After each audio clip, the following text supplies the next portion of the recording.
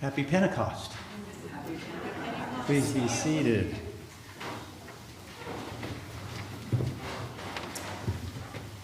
Pentecost is the day when the training wheels came off.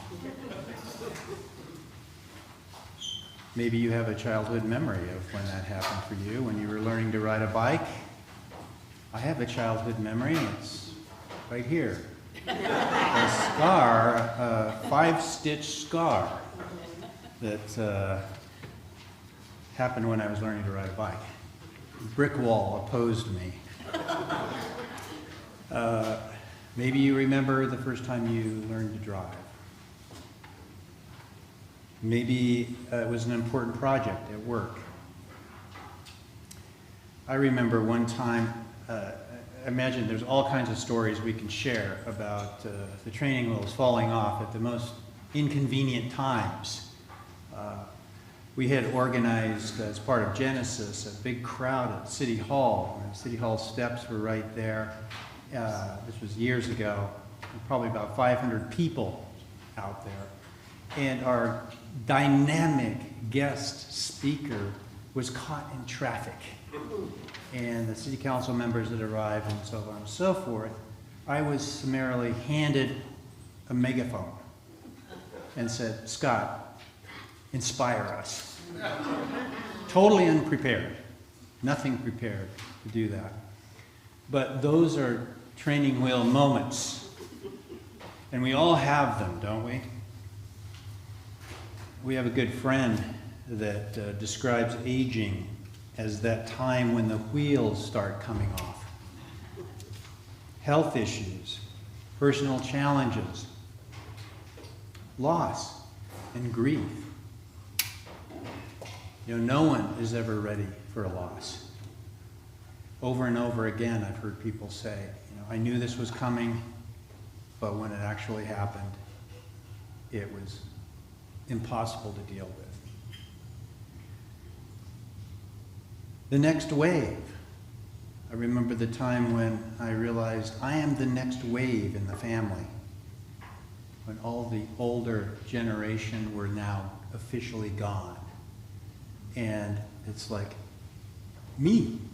There's no one to turn to anymore, up the ladder, if you will. And that is a profound Pentecostal feeling of loss. Church members, we remember church members who have we've lost.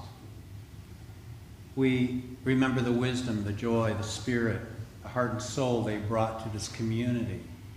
And we miss them. And we don't have them to turn to like we used to. The wheels have come off. But now it's our turn. It's our turn. Such transitions are sacred, spiritual, and nature. And Pentecost reminds us of that. The disciples, it's an amazing moment. We don't know much about the disciples after Pentecost. We don't read about them after Pentecost. We don't really know much about what they did in the world and where they went. All we remember was this group of people on training wheels, following Jesus wherever he went. And now, after Holy Week, Good Friday, and then Easter. Easter was a story about not going back. There's something new coming. There's something that's next. And it has to do with us. Can't follow Jesus forever. That was the disciples who were realizing that they needed a new way of being in the world. And that's a challenging message. How do we find a different way forward? They didn't hang out together anymore. Some of them did here and there. But they went different ways. And they changed the world in their own unique and gifted way. Each of them having their own gifts, as our readings talk about today. It was an amazing thing. I was reminded of this beautiful passage in Isaiah, one of my favorite passages actually, when Isaiah has a vision of God in the temple, chapter 6. And it starts out with this sentence: "In the year that King Uzziah died, I saw the Lord." It's a story about an older generation, mentor, leadership, suddenly gone.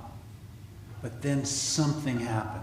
That was when Isaiah saw the Lord. That was when transformation started happening.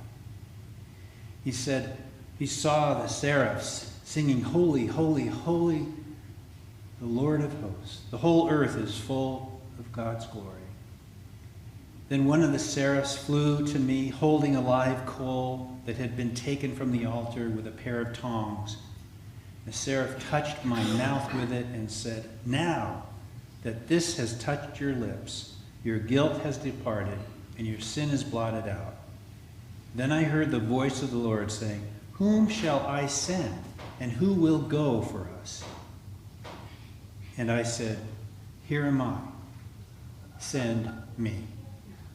Stepping up to the transition, to the change, to the challenge.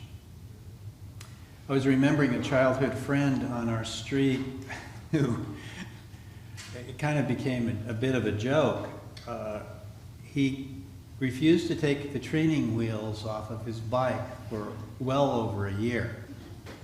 It was such that the training wheels were starting to bend a little bit, and he would ride his bike at an angle because he was leaning on one of the training wheels, and it would flop to one side or the other side like that. That is not the story of Pentecost. Isaiah's story is more like the image of a mother running alongside her son's bicycle, trying to keep up, and then finally the child out pedaling the mother and having to let go. It's that desire to be empowered, to be free, to move towards the challenge and not to be afraid of that challenge. Lao Tzu said, "When the student is ready, the teacher will appear. When the student is truly ready, the teacher will disappear." It's an empowerment message. There's a time for that hand holding, and then there's a time to step forward into our lives. So here's today's question. Can we, first of all, truly welcome where we find ourselves? Whatever it is, whatever you're feeling this morning, whatever you're worried about, whatever transitions you're facing, whatever new challenges that are there. Rather than resist them or ignore them, befriend them, welcome them, receive them as a gift. And when you look inside and you stop looking outside for the solutions, somehow if the world changes, somehow if this circumstance changes, if this would only get better, I will feel more like myself. But as the stories of our faith teach us, it's those challenges which catalyze the possibility of empowerment, of stepping into our lives with open arms, saying, this is a chance for me to shine in the midst of darkness, not to wait for darkness to go away, but for me to be the kind of person I really want to be. It's an opportunity for me to grow.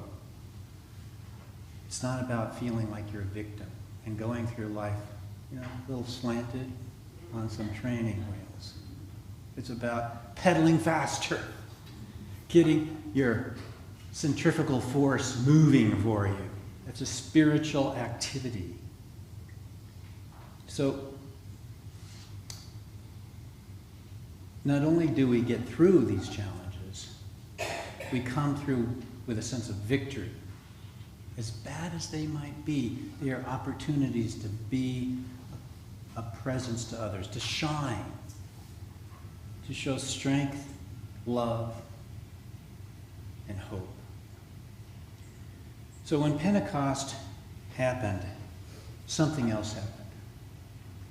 Not only did they see Jesus disappearing, but you know what else was disappearing? The temple. The temple as the center of religious experience. And Jesus had tried to prepare them for this. He said the temple will be destroyed in 3 days. It will be rebuilt. He had been teaching them that our bodies are the temple of God. That God is that close. That God isn't somewhere else in some other time or space. God is present in our very being. Our bodies are gifts. They are the temple of God. And that's how close God is. And so that kind of awareness doesn't allow us to see God somewhere else, but challenges us to think about God as being that close to us, that present to us. So the bottom line here is you can do it. You can face what you're facing. God is that close to you. You will find your way. You will overcome what you are facing. And you will be more than victorious, as the scriptures teach us. You will do so in a powerful way. You have that opportunity to smile. I love the mindfulness studies we're doing right now. One of the key spiritual practices of freedom is to smile at your suffering. Smiling at it is, it not only does it has a physiological effect on your body in a positive way, but it signifies I can handle this. And actually, this is a joyous moment because I'm being given an opportunity to deepen who I want to be. Not long ago, I was at a meeting, and I don't even remember what meeting it was, but it just sort of struck me. Someone asked me, I guess I was looking kind of okay and peaceful in the midst of some tense conversation about, where we were going and decisions to be made. And I was asked, do you know something that we don't know? And I thought, I don't think so, but afterwards I was realizing that I think over time you begin to look at your suffering, your challenges, and when they mount up, don't you find yourself actually smiling at? Sometimes you need more and more challenges, and then finally, when you let go, you can't do anything but kind of smile. Like, oh, here's another one. Here's another one. And there's something truly profound about smiling at your suffering, about an opportunity to see just another reminder to let go, to release it, to receive something deeper and more healing in my life, to let go of my fear about the future, and to be totally present. I was thinking, as we have a confirmation class coming up, of part of my confirmation memory verse was in James chapter 1.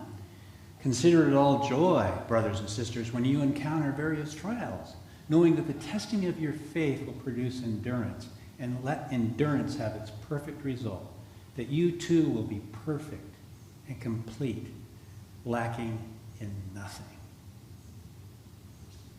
Consider it all joy when you encounter various trials. That struck me when I was a teenager, and I chose that section of the book of James to work on. It has stayed with me to this day.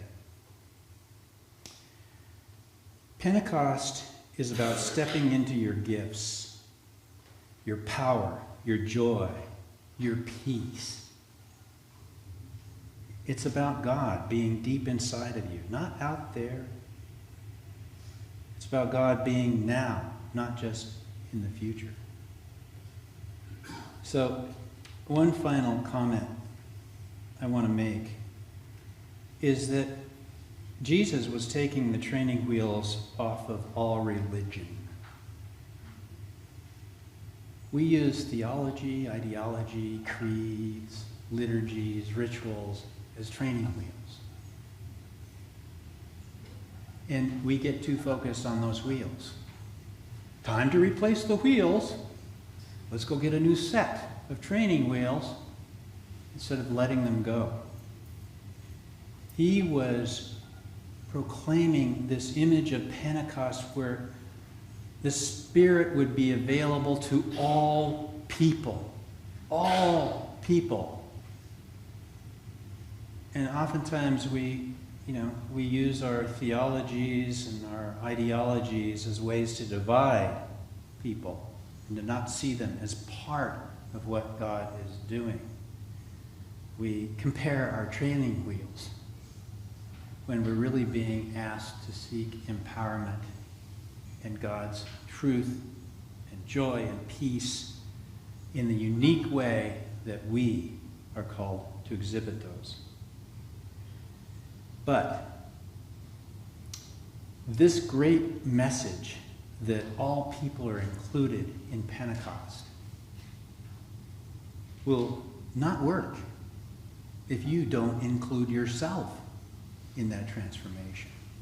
If you judge yourself or you limit yourself or you don't think you have the power, as Jesus promised, by the way, that you will do greater things than he did.